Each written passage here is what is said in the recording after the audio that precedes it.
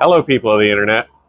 So, got fans going. Hopefully, everybody can hear me fine.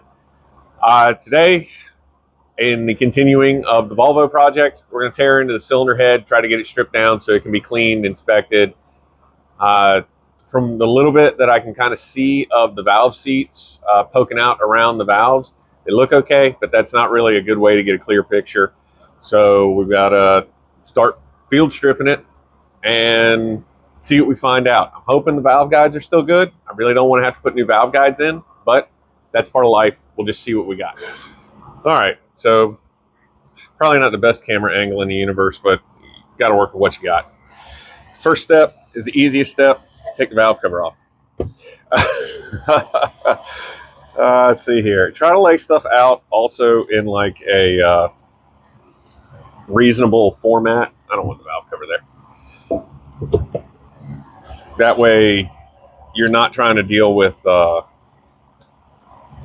can't think. You don't want to get anything confused. Also in here with the cam bearing, the cam bearing caps, there's not replaceable bearings, but these caps. Make sure that if yours aren't already numbered, like mine are, just make sure that you get them, put a stamp on them or something like that. You don't want to get them in the wrong order. Obviously the rear one and the front one, they don't look like they can be mix matched, but these in the middle could probably easily be confused. So you want to make sure you get them right in the same place again. All right, so next thing, I'm gonna pull spark plugs out because they're just in there loose. I had them out for a while and then I put them back for when I pressure washed the engine, which obviously didn't do a whole lot of good on this side because it is filthy over here still. Another thing that you want to make sure you do, I will not be reusing these head bolts. You can use them. I think Volvo says that you can use them like up to 3 times. They give different torque specs for how many times you've used them. Personally, I always just like to buy new head bolts. I don't think that it's such a great expense that it isn't worth buying new head bolts. And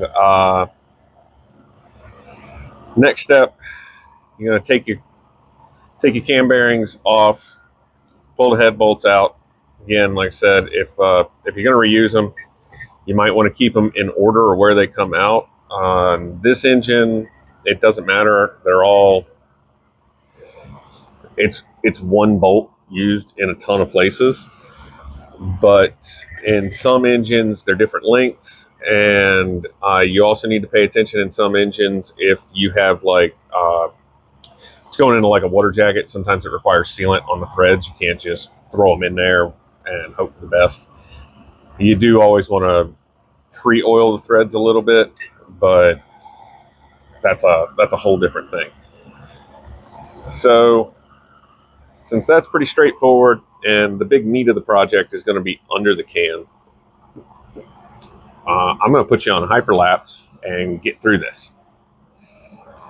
All right, so once you get the cam out and everything stripped down, the next thing you really want to look at is you want to look at your cam followers here. Make sure they're not significantly scratched or damaged or anything like that. And with the Volvos, I will do this on reassembly. I'm not going to worry about it now. What I'll do while it's apart though is I'll take a measurement.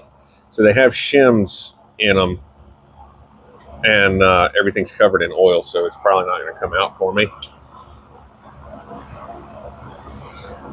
But so that's basically the lifter bucket, and you can see right there, there's a little cup on top of it.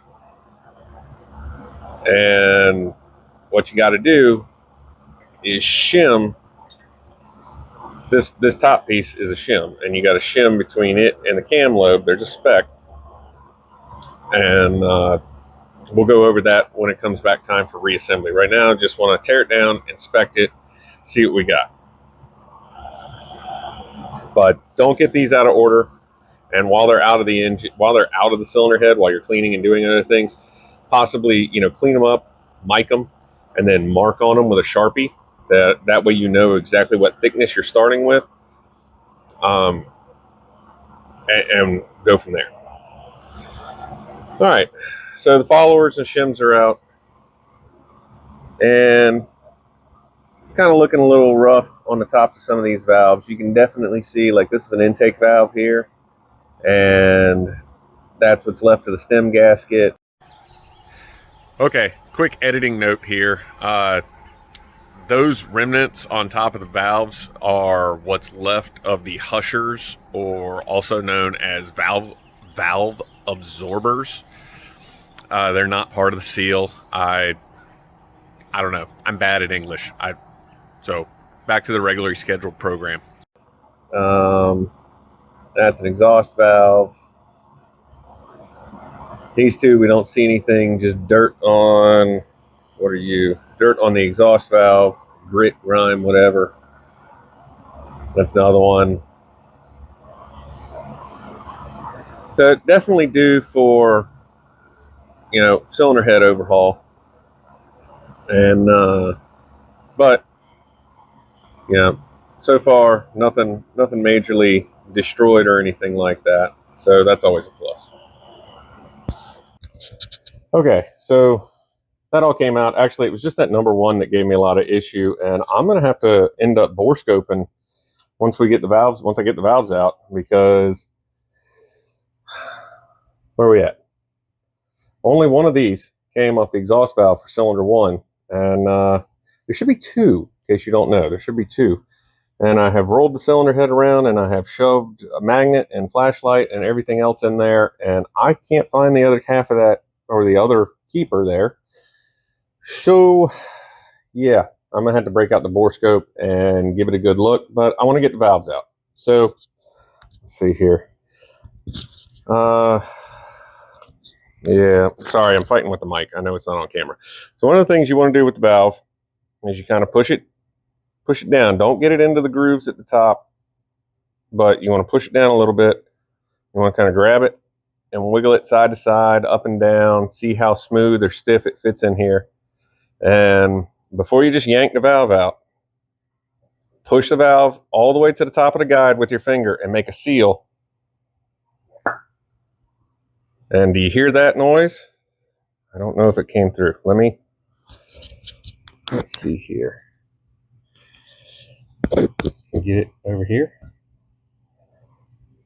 Again. You hear that pop?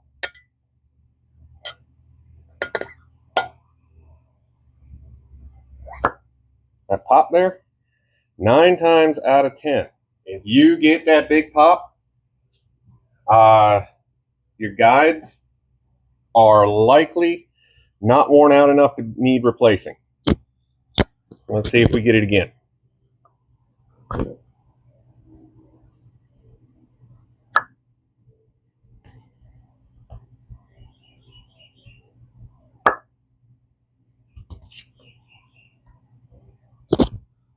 And there are different clearances and stuff like that, but all of them are making a very solid, firm pop.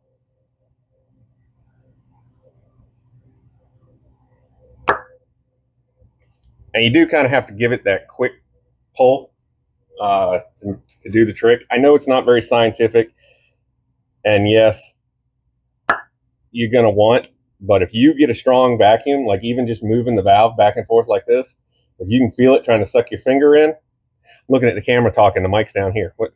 There we go. Okay, that makes me feel really good about these valve guides. I do not think the valve guides are going to be an issue on this, and we're going to pause it and reconfigure some things. All right, so now what we got to do, sorry, got in the shadow, is kind of look at all these valve seats here, and you want to run your finger around them. They shouldn't be chipped or gritty. You want to make sure that they're still seated in. Oh man, I can't hold the camera to save my life. Want to make sure they're still in the head. They're not like falling out of the head or anything like that. I hadn't wiped that one down yet. It was a little goopy. But yeah, they need to be lapped. That's, later on. You got to get the, well, you don't got to, but I'm going to get the valves all cleaned up first. I've seen people do it with dirty valves, and that's just wrong. There's nothing good about that. And yeah, we get the valves cleaned first. The head's still got to be washed up and finished cleaning. I want to get this guy out and replaced. And I actually want to pull all these exhaust studs out and replace them. I got a whole pile of stainless steel ones over there. But the fact that had no wiggle room in any of these, and they all held a really good suction and popped really well, is a strong sign. What's not a strong sign is I lost about a spring keeper, and yeah. So let me go see if I can find that guy. All right, crisis averted. It was found. It was down in here. Like, was it this one? Yeah, I think it was down in this side. It was just kind of caught up in a little bit of goop, and that was it. But it is always nice to have a bore camera that you can just snake through and look at stuff. I hope if anybody has this from Snap-on these days, I hope like heck the new ones come with a rechargeable battery in it instead of taking like 85,000 AA's. But if they don't, Snap-on, fix that, do better. Not for me, I'm out, but do better for new guys. All right, so I don't know. All right, people of the internet, so that's it. Field stripped ahead. It's got to be cleaned and whatnot. I've got all the old exhaust studs out for the stainless steel ones. I need to order some stainless steel studs for the thermostat housing. And I did get the coolant pipe out. That was seized in there pretty good. I threw some MAP gas on it and tapped it a couple times with a 3/8 impact.